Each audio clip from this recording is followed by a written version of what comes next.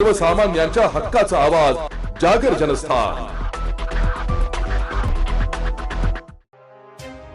धुळे शहरासह जिल्ह्यात गेल्या काही दिवसांपासून होत असलेल्या पावसामुळे खरीप हंगामाची पिके धोक्यात आली आहे। गेल्या अनेक दिवसांपासून शेतकऱ्यांना एकीकडे पावसाची प्रतीक्षा असताना हे पिके करपून जाण्याची भीती शेतकऱ्यांमधून व्यक्त होत होती।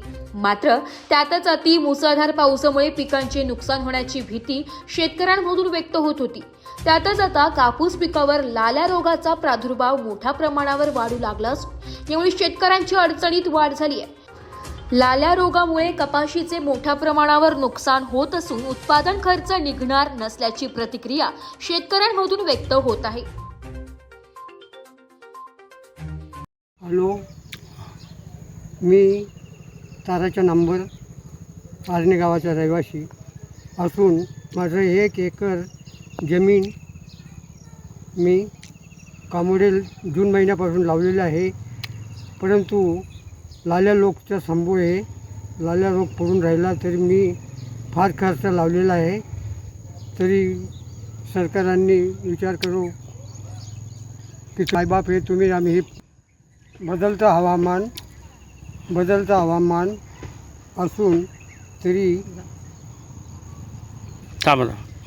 शेतकऱ्याचे फार खर्च पाणी आलेलं आहे, तरी शेतकऱ्यांनी कसे काय जगावे ही विनंती करतो सरकारांना विनंती करून सांगण्यात येत आहे की आमच्या शेतकऱ्याकडे लक्ष द्यावं ही आमची नम्र विनंती आहे।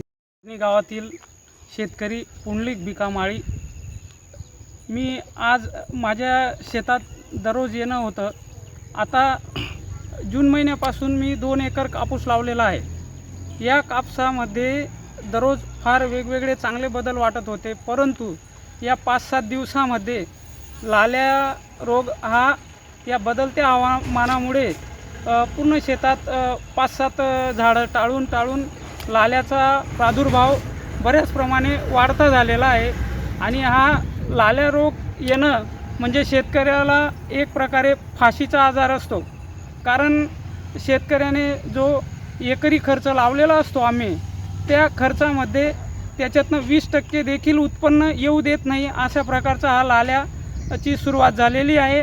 आणि या लाल्यामुळे शेतकरी हा 5% देखील स्वतःचा खर्च काढू शकत नाही।